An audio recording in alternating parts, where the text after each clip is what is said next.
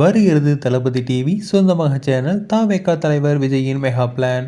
Cinema துறையின் உச்சத்தில் இருக்கும் நடிகர் விஜய் அதை உதறிவிட்டு முழுமையாக அரசியலில் ஈடுபடப் போவதாக அவரே கூறியிருந்தார்.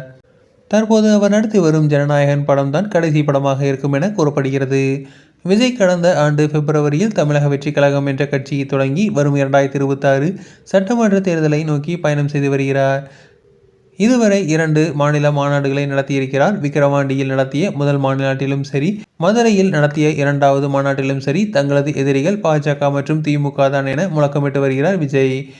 வரும் 2026 சட்டமன்ற தேர்தலில் முக்கிய கட்சியாக தமிழக வெற்றி கழகம் இருக்கும் என்றும் 8 முதல் 12% வரை வாக்குகளை பெறுவார்கள் என்றும் கூறப்படுகிறது.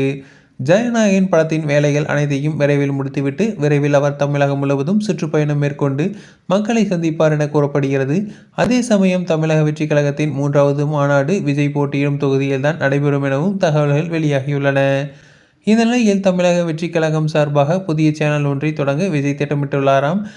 அதாவது ஒரு புதிய சேனலை தொடங்கி அதற்கு அனுமதி வாங்குவது கஷ்டம். அப்படி அனுமதி வாங்கினாலும் அதனை மக்கள் மத்தியில் கொண்டு போய் சேர்ப்பது கடினம் என்பதால் ஏற்கனவே உள்ள சேனலை வாங்குவதை பிரபலப்படுத்த முடிவு செய்துள்ளார்.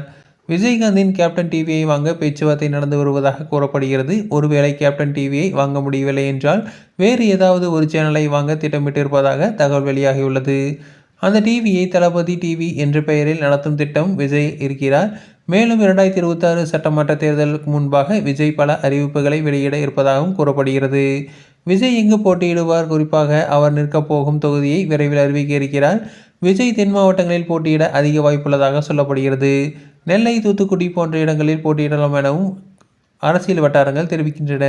தொடர்ந்து இது போன்ற செய்திகளுக்கு எங்கள் சேனலை சப்ஸ்கிரைப் செய்வோம்.